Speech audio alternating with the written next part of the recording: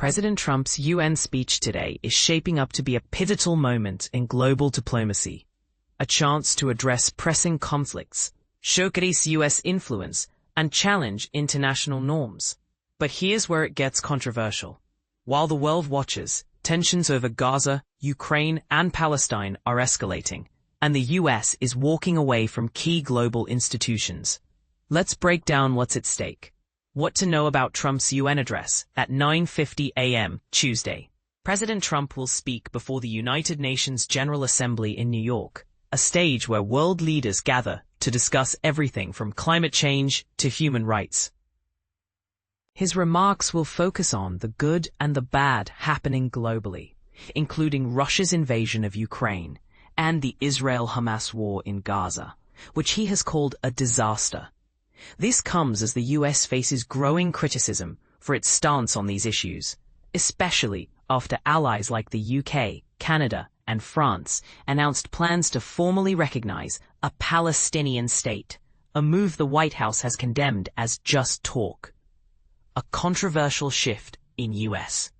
policy. The Trump administration is also taking a sharp turn away from the UN, pulling out of major agencies like the Human Rights Council and the World Health Organization.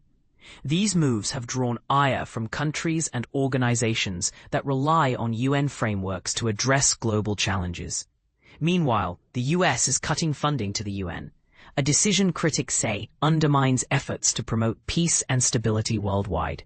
The Gaza crisis and a global standoff. The Israel-Hamas war in Gaza has become a focal point of international attention.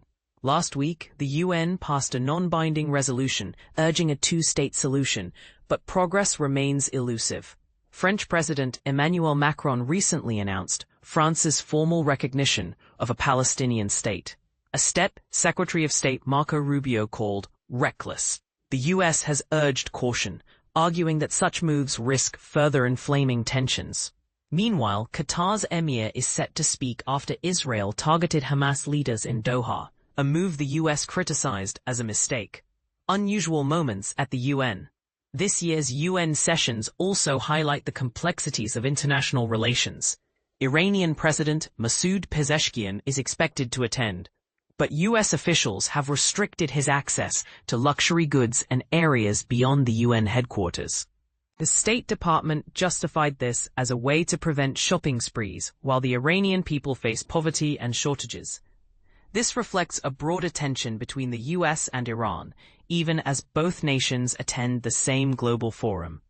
A new ambassador and a test of leadership, Mike Waltz, confirmed as the U.S. ambassador to the UN, will face his first public test this week. His appointment comes after the Trump administration struggled to fill the role since the start of his second term. Waltz, who previously served as National Security Advisor, is now tasked with navigating a UN landscape fraught with geopolitical challenges. What is the UN General Assembly? The UN General Assembly brings together all 193 member states to discuss global issues. While its resolutions are often non-binding, they carry significant symbolic weight. This year's session marks the 80th anniversary of the UN's founding, with the theme, Better Together, 80 years and more for peace, development, and human rights. Questions to consider.